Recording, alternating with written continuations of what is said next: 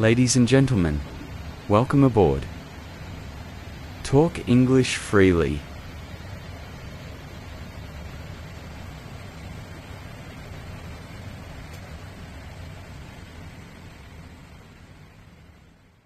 Brian, can I ask you something kind of personal? Sure, go ahead. Have you been on any dates recently, or are you seeing anyone right now? No, not at the moment. I am single right now and honestly not actively looking. Why do you ask? I was just thinking about how dating has changed so much over the years, and I thought it would be interesting to talk about. That's actually a great topic. Dating definitely looks very different now compared to how it used to be. Right? And speaking of that, today's conversation is all about dating and relationships. Perfect timing. And hello everyone watching. This is Talk English Freely. We're Jessica and Brian, and we're here to help you practice your English listening through natural, relaxed conversations about real-life topics. Nothing scripted, nothing formal, just two people talking honestly about everyday subjects. Exactly.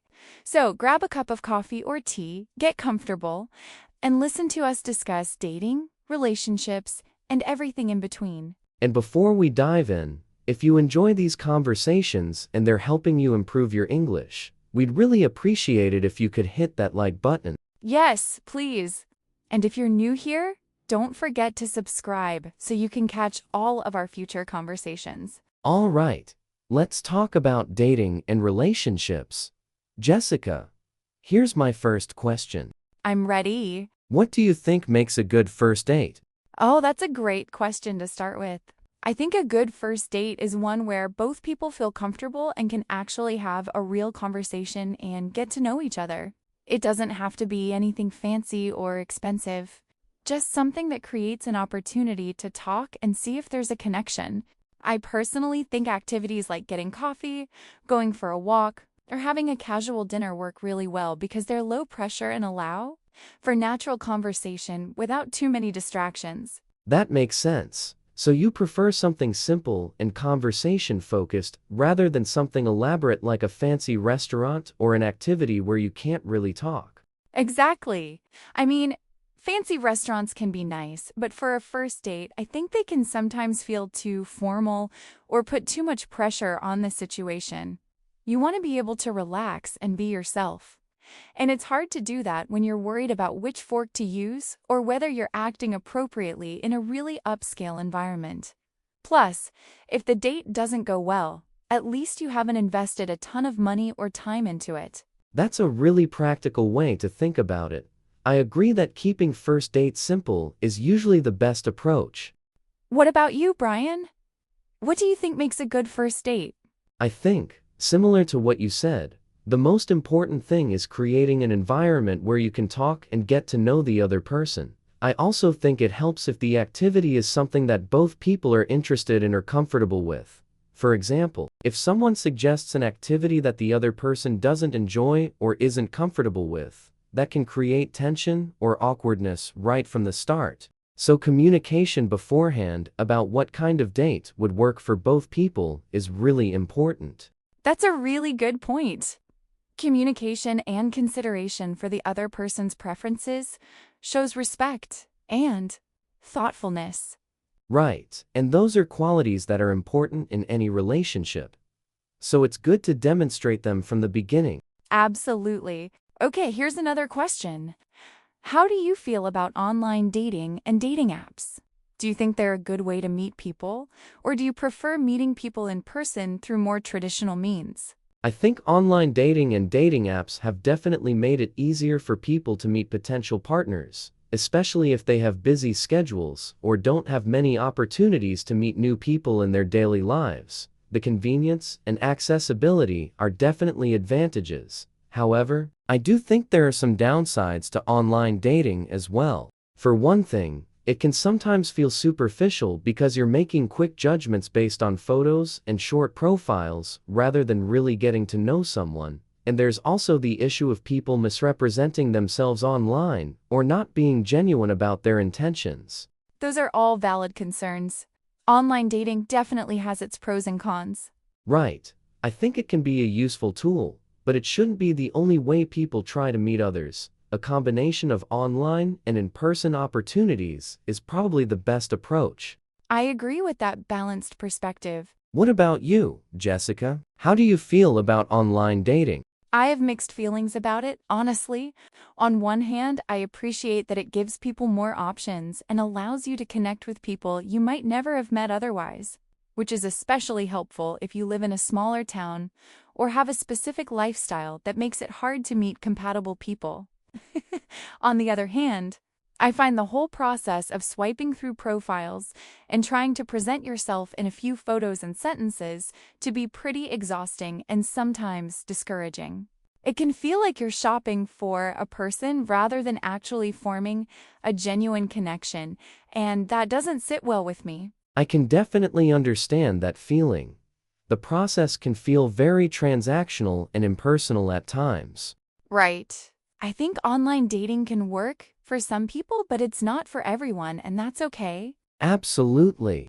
All right, here's a different kind of question. What qualities do you look for in a partner? Like, what's most important to you in a relationship? That's a good question. I think the most important qualities for me are honesty, communication, and shared values. I need to be able to trust the person I am with and feel like we can talk openly about anything without judgment or defensiveness. And having similar values and life goals is crucial, because if two people want fundamentally different things out of life, it's really hard to make a relationship work long term. Beyond that, I also value someone who has their own interests and independence, because I think it's healthy for both people in a relationship to have their own identities and not be completely dependent on each other. Those are all really important qualities. Trust and communication are absolutely foundational to any healthy relationship. Right. Without those things, everything else falls apart pretty quickly. What about you, Jessica? What qualities are most important to you? For me, I think kindness and emotional intelligence are at the top of my list. I want to be with someone who treats other people with respect and compassion, not just me, but everyone they interact with. How someone treats waiters, strangers, or people they disagree with tells you a lot about their character. And emotional intelligence is so important because it means the person is self-aware, can handle their emotions in a healthy way, and is capable of understanding and empathizing with my feelings as well. I also value a good sense of humor, because life is hard enough as it is, and being able to laugh together makes everything better. Those are excellent qualities to prioritize. Emotional intelligence is something that often gets overlooked, but it's so important for a healthy relationship. It really is. Without it, even small conflicts can escalate into big problems. True. Okay, here's another one. Do you think it's important to have common interests with your partner, or do you think differences can actually be a good thing? I think there needs to be a balance. Having some common interests is important because it gives you things to do together and talk about, and it creates shared experiences that strengthen your bond. But I also think having some differences is healthy and can make the relationship more interesting. If two people are exactly the same and have all the same interests, there's no opportunity to learn from each other or be exposed to new things. So ideally, you'd have enough in common to connect on important things, but enough differences to keep things interesting and help each other grow. I like that perspective. Balance is key. Right. It's not about finding someone who is exactly like you. It's about finding someone who complements you. Well said. What do you think, Jessica? I agree with what you said about balance. One thing, having some shared interests is definitely important, especially when it comes to major life decisions like whether you want kids, where you want to live, how you want to spend your time, those kinds of things. But I also think differences can be really enriching if both people are open-minded and willing to learn from each other. For example, if one person loves hiking and the other doesn't, maybe they can introduce their partner to it and share that experience together. Or maybe they do some activities together and some separately, which is also totally healthy. That's a great way to look at it. Relationships should allow room for both togetherness and individuality. Absolutely. You don't have to do everything together to have a strong relationship. Agreed. All right, here's a more personal question. Have you ever been in a long-term relationship?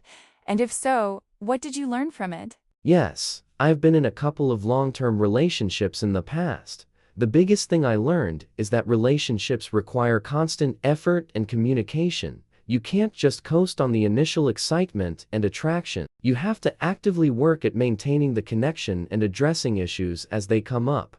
I also learned the importance of compromise and being willing to put the other person's needs on the same level as your own. And perhaps most importantly, I learned that you can't change someone or fix their problems for them. They have to want to grow and improve on their own. Those are really valuable lessons that a lot of people only learn through experience. Yeah, relationships are great teachers. You learn a lot about yourself and what you need from a partner. What about you, Jessica? Have you been in long-term relationships? Yes, I have. Like you, I learned that communication is absolutely crucial, and I also learned that it's important to maintain your own identity and not lose yourself in the relationship.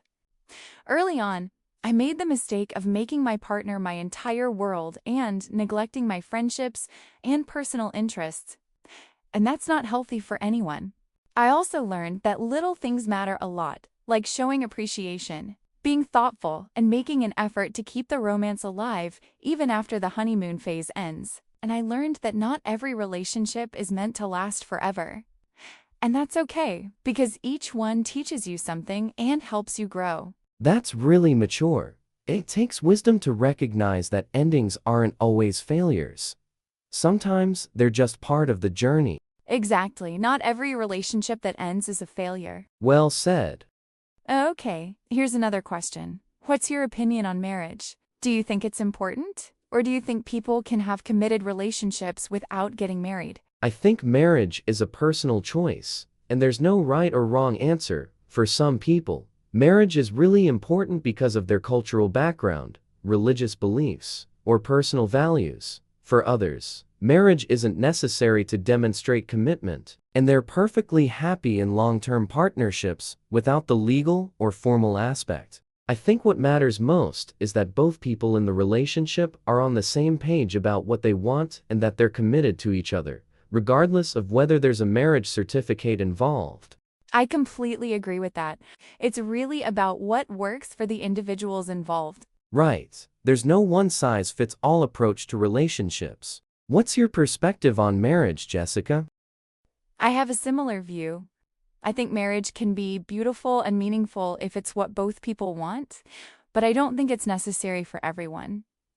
I know plenty of couples who have been together for decades without being married and are just as committed and happy as married couples. What matters more to me is the quality of the relationship itself, like whether there's love, respect, trust, and partnership. A marriage certificate doesn't automatically create those things, and the absence of one doesn't mean they're not there. That's a really balanced and thoughtful perspective. Thanks. All right, here's one more question. What advice would you give to someone who's struggling in their relationship? That's a tough one because every relationship is different and faces unique challenges. But if I had to give general advice, I'd say the most important thing is to communicate openly and honestly with your partner about what's bothering you. Don't let resentment build up by keeping things inside. I'd also suggest trying to see things from your partner's perspective and being willing to compromise. And if you've tried to work things out on your own and you're still struggling, there's no shame in seeking help from a couples counselor or therapist. Sometimes having a neutral third party can help you work through issues more effectively. That's really solid advice. Communication and seeking help when you need it are so important. Right. Too many people wait until things are really bad before they ask for help, and by then, it's often too late. That's so true. What advice would you give, Jessica? I would echo what you said about communication being key. I'd also add that it's important to remember why you got together in the first place and to make time for each other even when life gets busy and stressful. It's easy to let work, kids, and other responsibilities take over and neglect the relationship. But you have to prioritize your partnership and make an effort to keep the connection strong. Also, don't be afraid to take a step back and evaluate whether the relationship is actually healthy and making you happy. Because sometimes the kindest thing you can do for both people is to recognize when it's time to let go. That's really wise advice. It takes courage to acknowledge when something isn't working. It does, but staying in an unhappy relationship doesn't help anyone. Agreed. Well, Brian, I think we've covered dating and relationships pretty thoroughly today. We really have. This has been a great conversation. I agree. I hope everyone got something useful out of our discussion. Me too. Thanks so much for watching today, everyone. We hope you enjoyed our conversation about dating and relationships. Share your experiences and opinions in the comments. We love reading what you have to say. And if this conversation helped you practice your English, please give us a like. It really helps us continue creating these videos for you. Don't forget to subscribe if you haven't already so you don't miss any of our future conversations. We've got more interesting topics coming your way. All right, everyone, thank you so much for spending this time with us. Take care and good luck in your relationships. See you next time. Bye. Bye.